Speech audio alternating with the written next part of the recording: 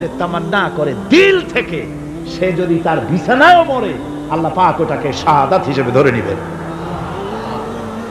হযরত ওমর রাদিয়াল্লাহু তাআলা আনহু দোয়া করতেন, আল্লাহুম্মা রযুকনি শাহাদাতান ফি সাবিলিক ওয়াজআল মাউতি ফি বালাদি রাসূলিক। আয় আল্লাহ, তুমি দয়া করে মেহেরবানি করে আমাকে শাহাদাতের পেয়ালা পান করাও। শাহাদাতের মত সবচেয়ে নিয়ামতের মত।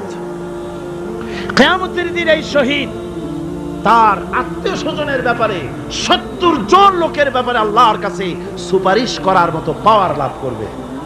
শহীদ ভাইরা, এই শাহাদাত নসিব হওয়ার জন্য তামান্না আমাদের দিলের মধ্যে থাকা উচিত। আল্লাহর দ্বীন প্রতিষ্ঠার জন্য প্রয়োজনে আমরা জান দিব, মাল দিব। পারবো না? পারবো কিনা? আমার ভাইরা, আব্দুল উজ্জা